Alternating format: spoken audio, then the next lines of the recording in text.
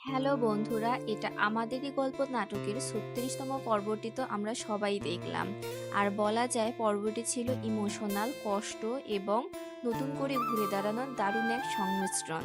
একদিকে ফাহাদের বাসা থেকে বের হয়ে যাওয়া, বাবার চরম রাগ, আর অন্যদিকে মায়ের চোখের পানি, সব মিলিয়ে এক হৃদয় বিদারক অবস্থা দেখেছি আমরা।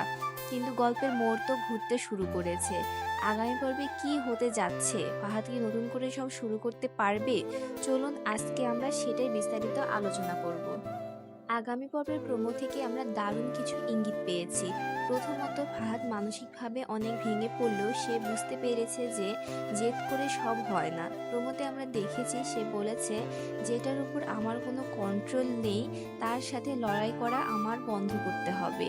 এর মানে ফাহাদ এখন অতীত আর বাবার রাগ নিয়ে পড়ে না থেকে নিজের নতুন ক্যারিয়ারে ফোকাস করবে।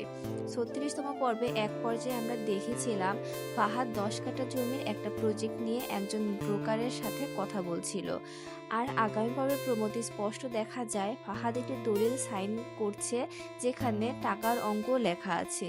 তার মানে সে জমিটি লিজ বা চুক্তিতে নিয়ে নিচ্ছে এবং বড়সড় কোনো রিয়েল অ্যাসেট বা ডেভেলপার ব্যবসায় হাত দিতে যাচ্ছে। এটি ফাহাদের কামব্যাক করার সবচেয়ে বড় টার্নিং পয়েন্ট হতে চলেছে। অন্যদিকে ফাহাদের বাবা এখনো নিজের জেদে অটল আছেন।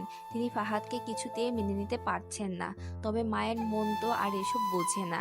আগামী পর্বে আমরা দেখব মা বাবার কাছে গিয়ে কাঁদছেন এবং ফাহাদের হয়ে ক্ষমা চাইছেন।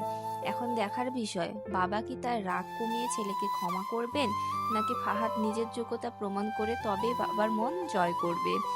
এদিকে সামির তার চায়ের দোকান নিয়ে নিজের পায়ে দাঁড়ানোর যে লড়াই করছে তা আগামী পর্বেও চলবে। তবে সামনে যেহেতু ঈদ, তাই প্রোমোতে আমরা দেখি একটি উৎসবমুখর পরিবেশ। পরিবারের কেউ একজন কিছু টাকা দিয়েছে ঈদের কেনাকাটার জন্য এবং পাঞ্জাবি কেনা হয়েছে। ঈদের এই আনন্দ কি ভেঙে যাওয়া পরিবারটিকে আবারও এক করতে পারবে? এই প্রশ্নের উত্তর পেতে আমাদের অপেক্ষা করতে হবে আগামী পর্বের জন্য। তো বন্ধুরা, আপনাদের কি মনে হয় ফাহাদের এই নতুন ব্যবসা কি সফল হবে?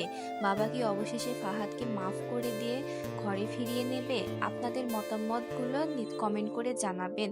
ভিডিওটি ভালো লাগলে অবশ্যই একটি লাইক দিন এবং চ্যানেলটি সাবস্ক্রাইব করে আমাদের সাথেই থাকুন। দেখা হবে পরবর্তী ভিডিওতে। সবাই ভালো থাকবেন। আল্লাহ হাফেজ।